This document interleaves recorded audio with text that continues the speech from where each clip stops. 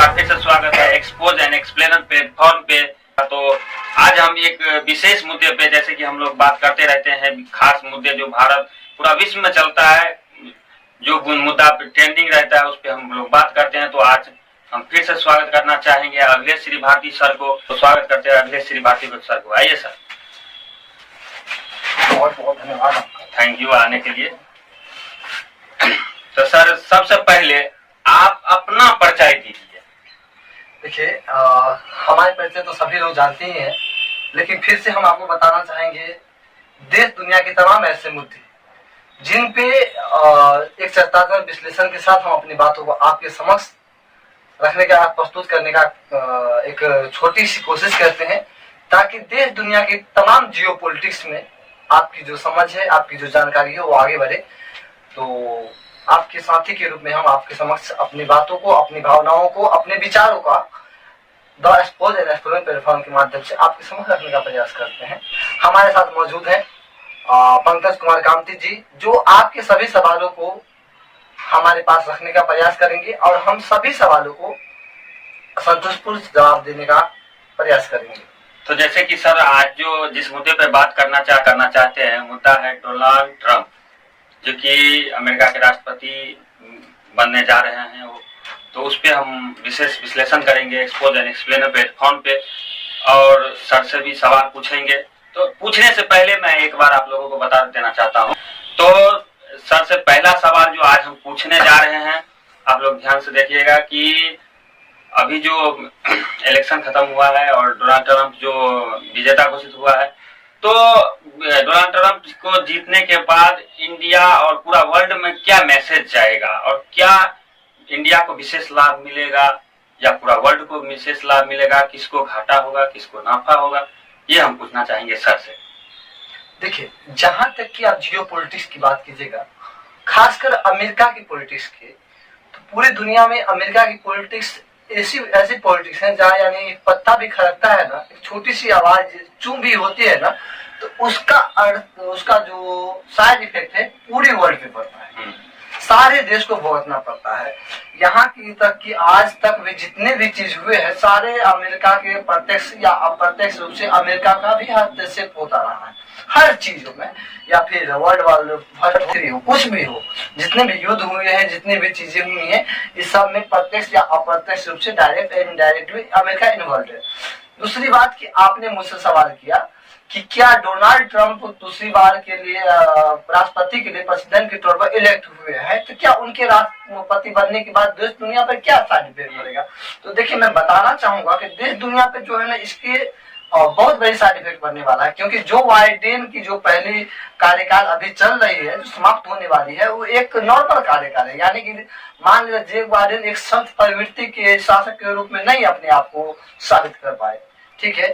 और इसीलिए मैंने अपने एक आर्टिकल में, जब यानी कि यूक्रेन हमास युद्ध से पहले एक बार जो युद्ध हुआ था, तो अपने एक आर्टिकल में मैंने जो बाइडेन को जोकर बाइडेन के रूप में मैंने संबोधित किया था, क्योंकि जब तालिबान ने यहाँ क्या कहते हैं, तालिबान ने अफगानिस्तान के ऊपर कब्जा किया, अमेरिका वहां से भागना पड़ा।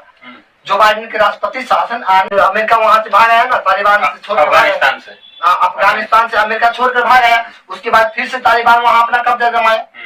तो इसके बाद, इस घटना के बावजूद मैंने एक अपने आर्टिकल में इसी संबंध में लिखा था, जब मैंने जो बाइडेन को जोकर बाइडेन के रूप में कहा था। क्यों? क्योंकि एक्शन, आप जब कई सारे देश हैं, ये एक वामपंथी विचारधारा के, जो इनकी पार्टी है डेमोक्रेटिक पार्टी, ये एक वामपंथी विचारधारा की पार्टी है, उसी के समर्थन से चलती है। और जो बाइडेन कुछ खास नहीं कर पाए अपने कार्यकाल में, हालांकि कई सारी चीजें हैं जिन्हें हमें विस्तार से समझना होगा। दूसरी बात की आपने मुझसे पूछा कि विश्व की राजनीति में, वर्ल्ड की पॉलिटिक्स में, जियो पॉलिटिक्स में इसमें क्या असर पड़ेगा। तो देखिए, सबसे जो बड़ा असर पड़ने वाला है, हमारे कुछ देश हैं, जैसे पाकिस्तान हो गया, अफगानिस्तान हो गया, तालिबान हो गया, ईरान हो गया, उसके बाद आपका कई सारे जो देश है, उस पर खास असर पड़ने वाला है, क्योंकि ये लोग कुछ जो आतंकी को समर्थन देते हैं, आतंकी समर्थन वाले जो देश है, और टेरर समर्थन वाले, टेरर फंडिंग वाले, उस पर कुछ खास ज्यादा इफेक्ट पड़ने वाले, क्योंकि उस पर कुछ ज्यादा प्रतिबंध लगाने वाले जो ट्रंप की सरकार आने वाली है। अब पहले भी इन्होंने अपने बयान में, स्टेटमेंट में बता दिया है कि जो भी इन प्रकार के देश हैं जो टेरर जो जैसे चीजों को फंडिंग कर रहे हैं या समर्थन कर रहे हैं, इन पर कड़े प्रतिबंध लगाने वाले हैं। इसलिए जियो विश्व की पॉलिटिक्स में जो है ना बहुत बड़ी बदलाव देखने को मिलेगा डोनाल्ड ट्रंप के आने के बाद। और जैसे कि हम अभी आना चाहते हैं इंडिया में क्या बदलाव देखने को मिलेगा डोनाल्ड ट्रंप को आने के बाद?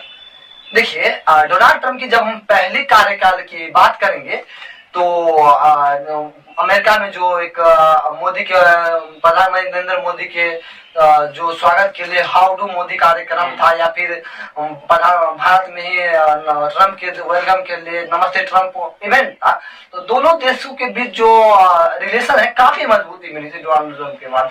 लेकिन बाइडेन के कार्यकाल में हाँ उतनी मजबूती तो भारत अमेरिका रिलेशन को नहीं मिली, लेकिन हाँ ट्रंप और मोदी का जो जोड़ी है ना विश्व के लिए कुछ बेहतर संकेत के रूप में उभर रहा है, और विश्व को लग रहा है कि भारत और अमेरिका को जो रिलेशनशिप है एक मजबूती के साथ, एक स्ट्रॉन्गनेस के साथ आगे बढ़ रहा है। और यह मजबूती इसी प्रकार से बरकरार रहेगी तो पूरी दुनिया में एक अच्छी सकारात्मक और पॉजिटिव एनर्जी आपको देखेंगे, पॉजिटिव चीजें आपको देखने की मिलेगी। जहां तक भारत की बात है तो भारत के लिए एक अच्छा सकारात्मक प्रतिक्रिया देखने को मिलेगी। इसके लिए क्योंकि डोनाल्ड ट्रंप हमेशा भारत की तरफ रुख करते आ रहे हैं। इन्होंने पिछले स्टेटमेंट में बांग्लादेश की में जो हिंदुओं की हत्या हुई थी इस बारे में उन्होंने बताया। दूसरी बात की वो बताते हैं अपने एक स्टेटमेंट में, डोनाल्ड ट्रंप बताते हैं I am big fan of India, I am big fan of, ऐसे बता चुके हैं। ठीक है, तो बात को लेकर के जो प्रेसिडेंट डोनाल्ड ट्रंप का स्टेटमेंट रहा है, जो रुख रहा है, हमेशा भारत के पक्ष में रहा है। और यह स्पष्ट है कि डोनाल्ड ट्रंप के राष्ट्रपति बनने के बाद जो भारत में एक सकारात्मक प्रतिक्रिया और सकारात्मक बदलाव देखने को मिलेंगे। तो जैसे कि हम आपसे थोड़ा हटके सवाल पूछ रहे हैं, अभी जो डोनाल्ड ट्रंप जो विजेता हुए हैं, जीते हैं, इलेक्शन जीते हैं, तो उसमें सब मतलब मीडिया में चल रहा है कि जीतने का मूल मंत्र जो था वो गोलीकांड था, जैसे कि उस पर आक्रमण हुआ था और वो बाल बच गए थे। तो आपको क्या लगता है कि ये सही है? देखिए, पॉलिटिक्स अपनी जगह है, लेकिन जिस प्रकार की घटनाएं उनके साथ हुई है, पिछले राष्ट्रपति पद जो हार गए थे पिछले इलेक्शन, उसके बाद सारी चीजों को फेस करके फिर से राष्ट्रपति पद हासिल करना, यह एक सुपर हीरो से कम नहीं। क्योंकि उन्होंने उनके ऊपर कई सारे गंभीर आरोप लगाए गए, सेंसिटिव ब्लेम लगाए गए, उन सारी चीजों को खारिज करते हुए, उन सारी चीजों को घेरने हुए कई बार उन्हें जान से मारने तक की कोशिश की गई। वामपंथियों के द्वारा, अलग अलग जो पार्टी के इनके द्वारा कई बार उन्हें जेल में डालने तक का भी प्रयास किया गया। इन सब के बावजूद यदि फिर से वो राष्ट्रपति पद के लिए इलेक्टेड हुई है, इसमें मैं यह कह सकता हूँ कि सुपर हीरो के रूप में उभर के आए हैं। क्योंकि इन सारी चीजों को फेस करना, इन सारी चीजों को सामना करना मामूली चीजें नहीं, मामूली चुनौती नहीं थी डोनाल्ड ट्रंप के पास। इन सारी चीजों को फेस करना, इनके ऊपर कई सेंसिटिव आरोप लगाए गए थे डोनाल्ड ट्रंप के ऊपर। उन सारी चीजों को खारिज करते हुए राष्ट्रपति के लिए दोबारा जनता का विश्वास जुड़ना, दोबारा उभर के आना एक मजबूत लीडर के रूप में, ये एक बहुत बड़ी संकेत है और बहुत बड़ी कारनामा हमारे तरफ से। यदि हमारी भाषा में आप कहेंगे तो ये चमत्कार हम कह सकते हैं। तो आप अभी देख रहे हैं एक्सपोज एंड एक्सप्लेन प्लेटफॉर्म, और इसमें हम सर से बात कर रहे हैं और आगे भी करते रहेंगे। बस तो अभी हम एक सवाल और पूछना चाहेंगे कि अभी जो जैसे पूरा विश्व में कहीं बहुत जगह युद्ध चल रहा है, जैसे यूक्रेन रूस का युद्ध है, तो हमास का है, बहुत युद्ध चल रहा है, तो क्या ये डोनाल्ड ट्रंप को आने से ये युद्ध जो है रोकवा देगा वो? देखिए, सबसे बड़ी सवाल आपने पूछा, अच्छा सवाल पूछा है। और ये मेरे हिसाब से देखिए, जैसे कि युद्ध की प्रतिक्रिया पर यदि डोनाल्ड ट्रंप का जो स्टेटमेंट आप देखेंगे तो उन्होंने जो अपने इलेक्शन के जीत के जो पहले उनके संबोधन थे उसमें ही उन्होंने कहा नो मोर वार कहा था। उन्होंने नो मोर वार का मतलब अब युद्ध नहीं, यानी कि उन्होंने अपना रुख, युद्ध की नीति पर अपना रुख साफ करते हुए उन्होंने स्टेटमेंट जारी किया कि अब कोई युद्ध नहीं। और इलेक्शन से पहले भी उन्होंने अपने लोगों से वादा किया था कि हम युद्ध रुकवा देंगे, क्योंकि युद्ध में वैसे भी भारत भी अपना रुख हमेशा साफ करता रहा है कि समस्या का समाधान बातचीत से है, युद्ध से किसी समस्या का समाधान नहीं है। तो भारत अपना रुख हमेशा साफ करता रहेगा। इसके अलावा डोनाल्ड ट्रंप भी युद्ध को लेकर के अपनी प्रतिक्रिया, अपना स्टेटमेंट पूरी कर नुकसान स्पष्ट कर चुके हैं। दूसरी बात आपने पूछा कि क्या युद्ध रुक जाएगा, तो देखिए जहां तक युद्ध की बात है, रूस यूक्रेन युद्ध की, तो रूस यूक्रेन जिस प्रकार से आप फिलिस्तीन का बात ले, आप फिलिस्तीन का ही सारे देश फिलिस्तीन का समर्थन करते हैं, क्यों करते हैं? Because of religion, the base of religion. जिस प्रकार से आप फिलिस्तीन का समर्थन करते हैं because of religion, base of religion, उसी प्रकार से इजराइल का क्यों नहीं समर्थन कर सकता? तो आप रूस यूक्रेन का आप पूछे हैं, तो देखिए सबसे पहले अमेरिका तो कहेगा, क्योंकि वैसे भी रूस का और डोनाल्ड ट्रंप का जो व्लादिमीर पुतिन है रूस के राष्ट्रपति, डोनाल्ड ट्रंप के जो रिलेशन है हमेशा से पॉजिटिव रहा है और काफी अच्छे दोस्ती रही है दोनों के बीच। तो जैसे कि अपने अपने संबोधन में व्लादिमीर पुतिन ने कहा है कि जो एक इस प्रकार से एक राष्ट्रपति के रूप में चुनाव जीत कर आना डोनाल्ड ट्रंप की एक बड़ी उपलब्धि है, यानी कि वाहवाही की है पुतिन ने, ठीक है। तो उस प्रकार से कह सकते हैं कि अब जो इसका डोनाल्ड ट्रंप का रुख होगा कि वो इससे कहेगा, यूक्रेन से कहेगा जितना तुम्हारा रूस जमीन हड़प चुका है उतना उसका हुआ, अब तुम नाटो में शामिल होने की जिद छोड़ दो, अब नाटो पार्टी कुछ नहीं, तुम एक स्टेटमेंट जारी करो कि हम नाटो में शामिल नहीं होंगे। इस प्रकार की पहल हो सकती है डोनाल्ड ट्रंप की, और इस प्रकार से यदि हस्तक्षेप करे तो युद्ध रुक सकता है। दूसरी बात हो गई, दूसरी युद्ध की जो बात करेंगे आप, तो इसका इजराइल ईरान का जो सबसे बड़ी गलती मिसअंडरस्टैंडिंग कर रहा है, सबसे बड़ी गलती का ईरान कर रहा है। ईरान अपने जगह पे आतंकियों को पनाह दे रहा है, आतंकवादियों के कट्टरवादियों और आतंकवादियों को समर्थन दे रहा है, हिजबुल्लाह को, जो एक आतंकी संगठित ऑर्गेनाइजेशन है, और इनको पनाह दे रहा है, इनको फंडिंग दे रहा है, इनको हथियार दे रहा है। तुम इजराइल को जाकर के मारो। जब आप अपने जगह पे उनको समर्थन दे रहा है तो इजराइल क्यों नहीं तुम्हारे घर में घुस के हिजबुल्लाह को मारेगा? एक एग्जाम्पल के तौर पे मान लेते हैं आप हमारे खिलाफ किसी दुश्मन को पाल रहे हैं, आप अपने जमीन पे दुश्मन को पाल रहे कि तुम हमारे जमीन का उपयोग करके, हमारे चीजों का उपयोग करके मुझे मारो, तो भाई हम तुम्हारे घर में घुस के उसको क्यों नहीं मारेंगे? और ये अमेरिका ने कई बार करके, ठीक है, तो अमेरिका पूरा समर्थन इजराइल को देगा। क्यों इजराइल को देगा? क्योंकि अमेरिका एंटी टेररिस्ट है। वैसे भी अमेरिका कई बार आतंकी हमला को देख चुका है, 9/11 जैसे हमले को झेल चुका है अमेरिका, तो अमेरिका पूरी तरीके से समर्थन जो है इजराइल को ही देगा। और जहां तक कि यहाँ के युद्ध विराम की बात है, तो अमेरिका ये मध्यस्थता करने की कोशिश करेगा कि इस युद्ध को यहीं पे रोका जाए। लेकिन ये भी हो सकता है डोनाल्ड ट्रंप की जगह अमेरिका पूरी छूट दे दे इजराइल को कि आप ईरान को ठोको, क्योंकि ईरान गलती कर रहा है, ठोको ईरान। तो वीडियो को हम ज्यादा लंबा नहीं ले जा रहे हैं, और जाते जाते एक रोचक सवाल जो कि सबके मन में रहता है और थोड़ा रोचक भी रहता है पूरा वर्ल्ड के लिए, खास करके इंडिया के लिए। तो मैं पूछना चाहूंगा कि पाकिस्तान पे क्या राय रखते हैं आप? देखिए, जब से डोनाल्ड ट्रंप राष्ट्रपति के रूप में इलेक्ट हुए, पाकिस्तान में खलबली मची हुई, ऐसे कि जैसे कि पाकिस्तान के पैर तले जमीन खिसक गई।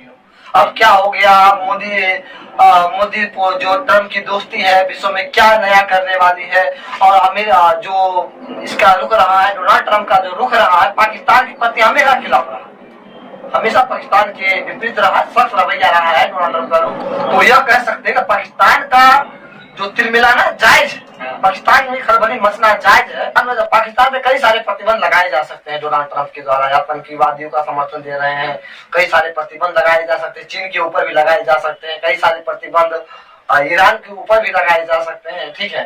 तो जियो पॉलिटिक्स में एक नया बदलाव देते हैं। जाते जाते सर से एक सवाल और पूछ लेते हैं। और सर आप अपने बारे में अपने जो आप जो अभी करते आ रहे हैं बचपन से या अभी तक, उस पे आप दर्शक को अपना परिचय दीजिए। आप अपना परिचय खुल के नहीं देते। देखिए, आप जैसे कि कहा, मैंने अपना परिचय कभी खुल के नहीं दिया। इसके पीछे कई सारे कारण हैं कि आप क्या करते हैं, इन चीजों को सीक्रेट रखिए। और मेरा हमेशा से ये मानना है कि मैं अपनी बातों को आपके समक्ष तभी प्रस्तुत करता हूं जब ये 100% से 90 से 100% मैं ये कन्फर्म हो जाता हूं कि ये चीज हो सकता है। मैंने अपने एक स्टेटमेंट में कहा था कि आप जो बोल दिए उसे पूरा कीजिए, या फिर जो पूरा होने वाला वही बोलिए।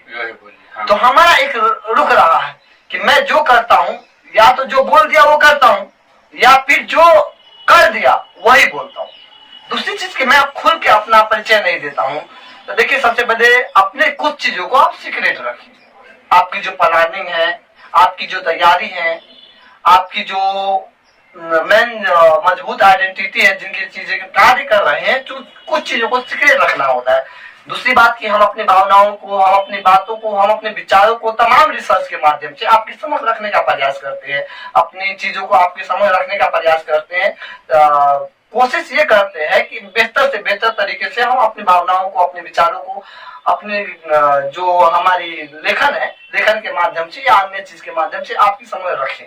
हमारी ये हमेशा कोशिश रहती है कि हम बेहतर से बेहतर सर्विसेज अन्य प्लेटफॉर्म के माध्यम से आप तक पहुंचाए और आप इनका लुत्फ उठा पाए। इससे विशेष हमारा तो आप अपना एक जो आप प्लेटफॉर्म, विभिन्न प्रकार के प्लेटफॉर्म बना के रखे हैं जैसे, तो उसके बारे में आप बता दीजिए कि अगर कोई उससे इच्छुक हो और कोई लाभ लेना चाहे तो वो लाभ ले सकते हैं। देखिए, मेरे कई सारे ड्रीम्स हैं, मेरे कई सारे डिजिटल क्षेत्र में ड्रीम्स है।